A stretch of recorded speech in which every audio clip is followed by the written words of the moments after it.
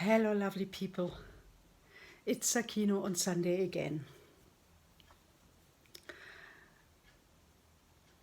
Today I had an intuition to talk about the theme intuition. It was this morning, and since then I am reflecting on that theme, which is a very important for me, and especially the question, do I follow my intuition? And how does it feel to follow my intuition? And when I don't, what happens? So, because I think this is a very important subject, and I remember that every time in my life when I followed my intuition, it turned out to be the right thing, the right decision that I made. Now let me define what intuition is for me.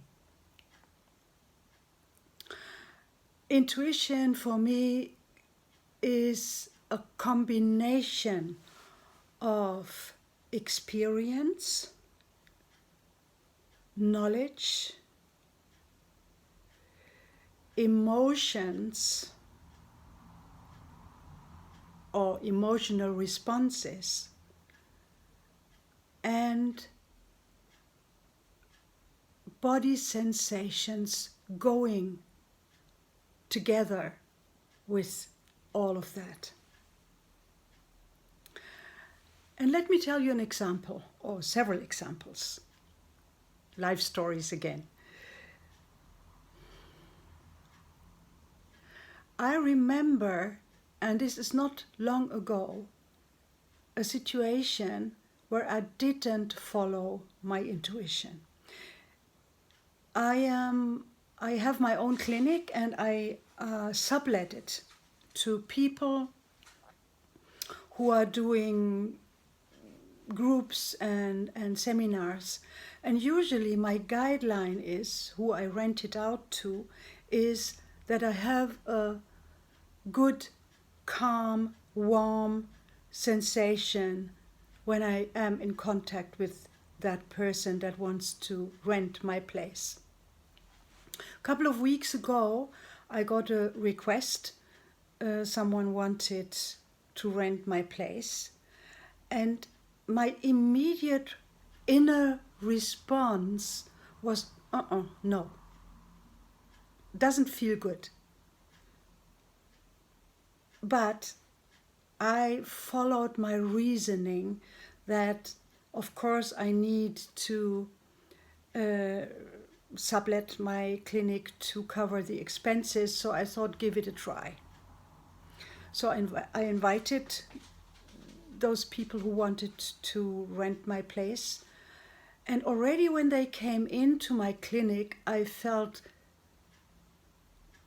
an unpleasant sensation in my body. Something like a little nausea, a little bit of a not good body sensational feeling. And emotional, I didn't feel any connection to the people. And then the way they were measuring the place and things like that, and the way they were asking the questions, everything was on the surface looked okay. Nothing to complain about.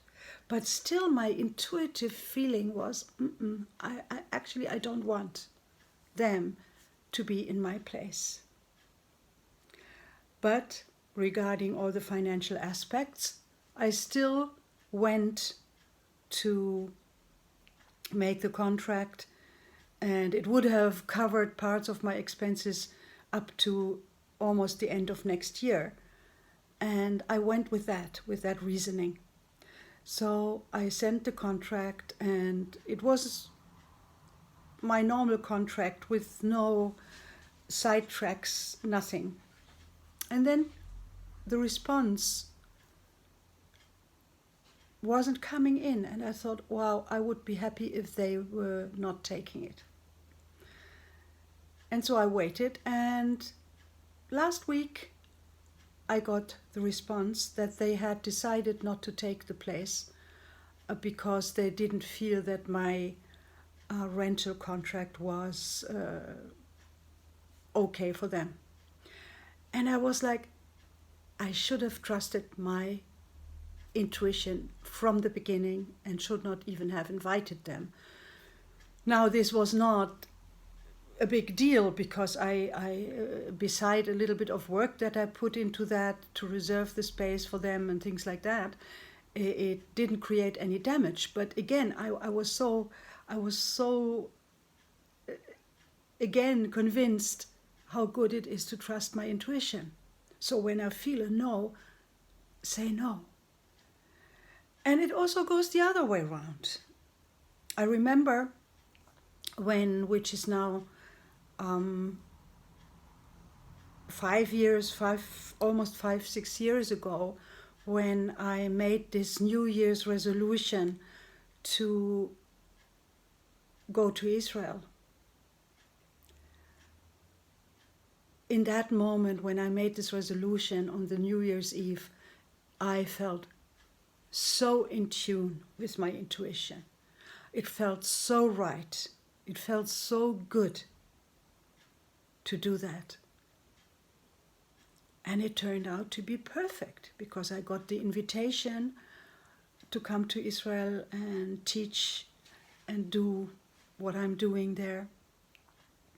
And it doesn't mean that there are not, when the intuition is right, that everything is easy. This is not the point. But I feel, my body feels warm, calm, in tune. My emotions feel open, quiet, joyful, thankful, grateful, all of that.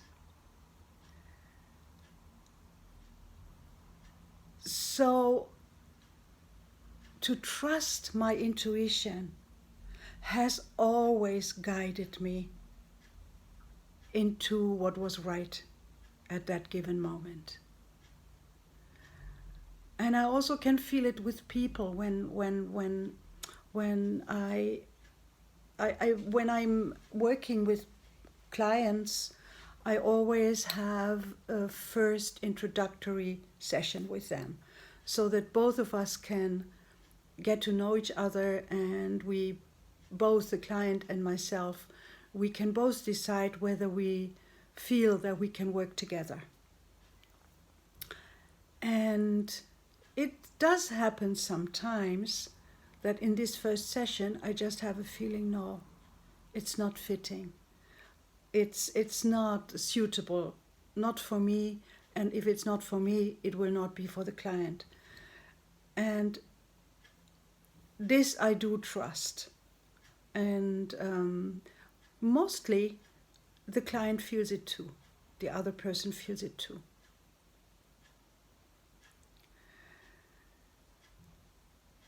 So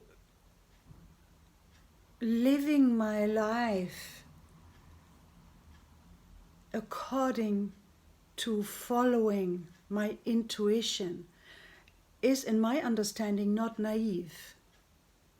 It is helping me to lead a life that is authentic, that is honest with my values, true to my beliefs, true to what I stand for. Now, last week I made another resolution that I now finally will make an effort to publish my second book, to write, put together my life story and my work and publish this so that who I am and what I do can continue after I'm gone, hopefully. I mean, this is hopefully not in such near future, but I have made an attempt several times already, a couple of years ago, and it always kind of faded again. And this time, when I expressed it in my online Heal Your Roots class, it was so amazing because I could feel it was really what I want. It was really authentic. And it was intuitive. I didn't plan to say that. And the response was reassuring. I got so much beautiful feedback, so much encouragement already, and so intuitively I felt it's the right time. Now I can do it, and now I will do it. So, and I feel warm. I feel tingling, a little bit excited. Not a little bit, actually a lot. And it's a good excitement. It's joyful. It's something I want to go for.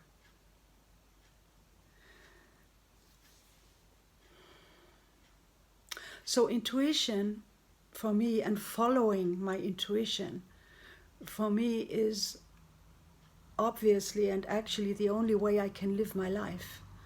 I am not willing to sacrifice what I truly believe in and what I truly stand for anything. Not for acknowledgement, not for praise, not for money, not for whatever it could be. I'm really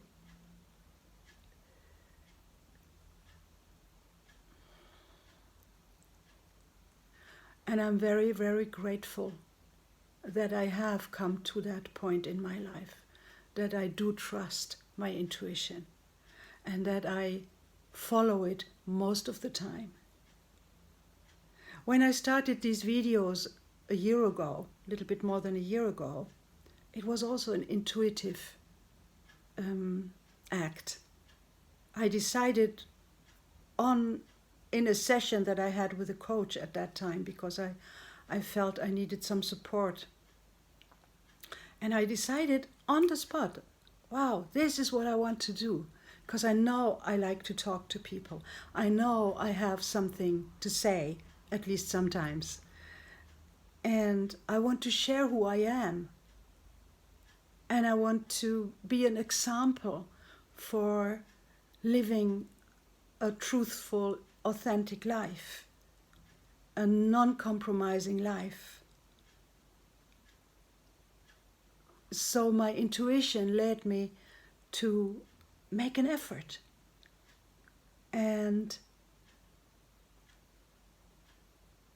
I think it's worth everything. It's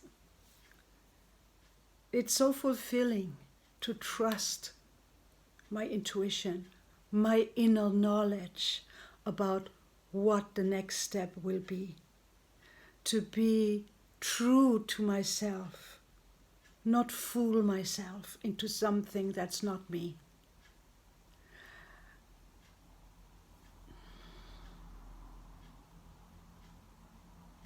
And I want to encourage you to do that too. Trust your intuition. And just notice or remember what happened every time in your life when you trusted and followed your intuition. Was it good for you or was it not good for you?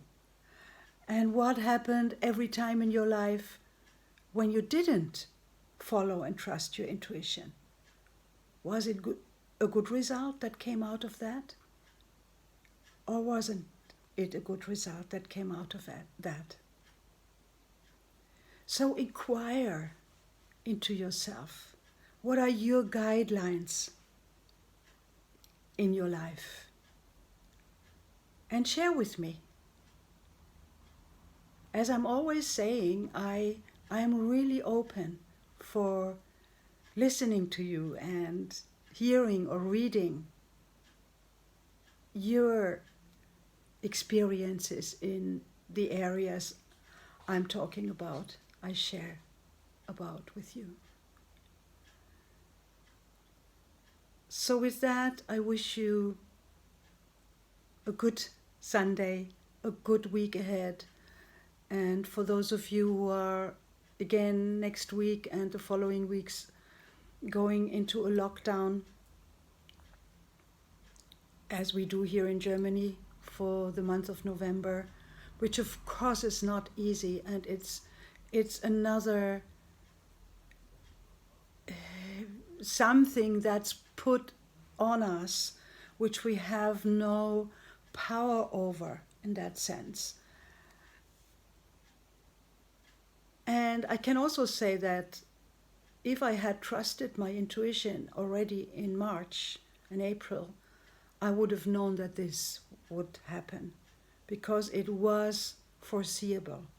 And my intuition said we will go into another lockdown in autumn. But I just, out of, I didn't want to believe it. Because, of course, it's not easy for many, many people. This is not an easy time.